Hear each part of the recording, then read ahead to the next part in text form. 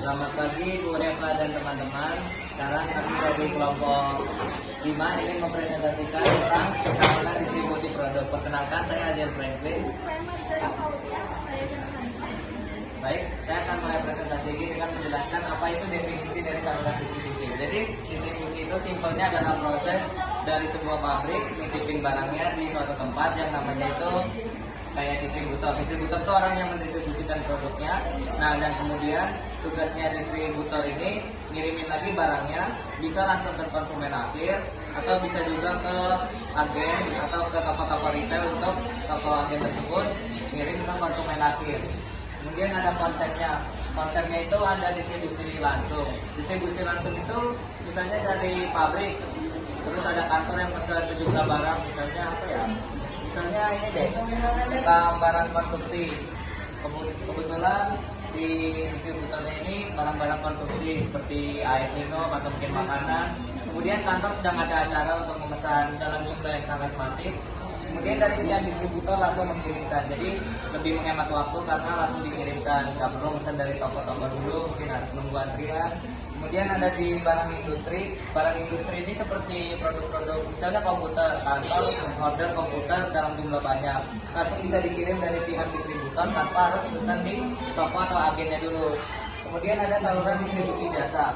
Saluran distribusi jasa itu misalnya seperti platform Shopee gitu.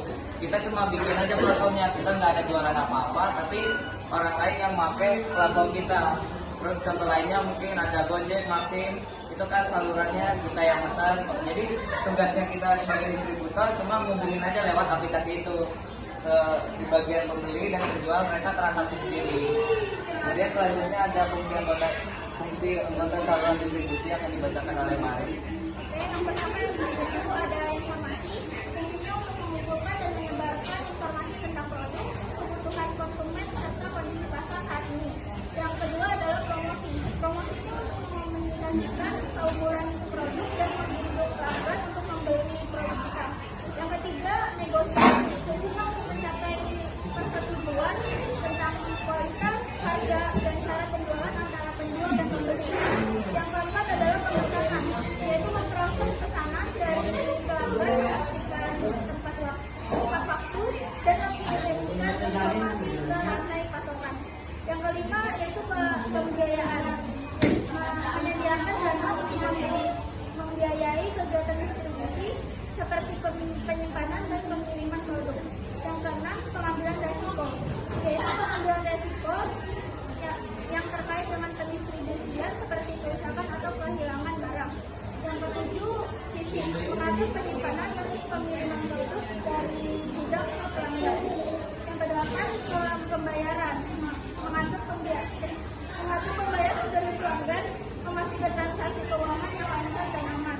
Yang kesembilan, kepemilikan, mengalihkan kepemilikan produk dari produsen ke konsumen, memastikan produk yang proses transaksi yang sah dan jelas.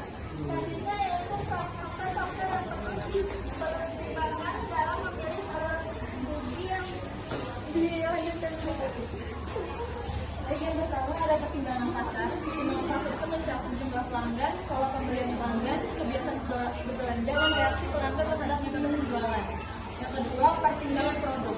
Pertimbangan produk yang pertama itu nilai unit, yaitu produk dengan nilai rendah cenderung menggunakan saluran distribusi panjang. Yang kedua, besar dan berat barang, yaitu biaya angkut yang tinggi dapat dialihkan ke perantara. Ketiga, mudah rusaknya barang, yaitu perlu perantara dengan fasilitas penyimpanan yang baik. Keempat, sifat teknis, yaitu produk yang memerlukan pelayanan khusus. Kelima, luasnya lini produk, yaitu produsen dengan satu produk dapat menggunakan pedagang yang besar sebagai distributor. Selanjutnya ada pertimbangan perusahaan, yaitu yang pertama sumber pembelanjaan, yaitu saluran distribusi langsung kebutuhan yang besar. Kedua, pengalaman dan kemampuan manajemen, yaitu produsen dalam menggunakan perantara.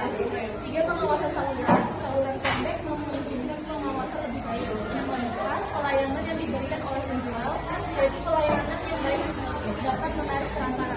Tapi ada pertimbangan perantara. Pertimbangan perantara satu, pelayanan yang diberikan oleh perantara, yaitu fasilitas penyimpanan yang baik. Selanjutnya, penggunaan perantara yang bertujuan membawa produk dalam pesaing. Yang ketiga, sikap perantara terhadap kebijakan produsen, yaitu menerima risiko yang dibebankan. Yang keempat, volume penjualan, yaitu perantara yang dapat menjual dalam volume besar. Dan yang terakhir, biaya, yaitu penggunaan perantara dapat menghemat biaya.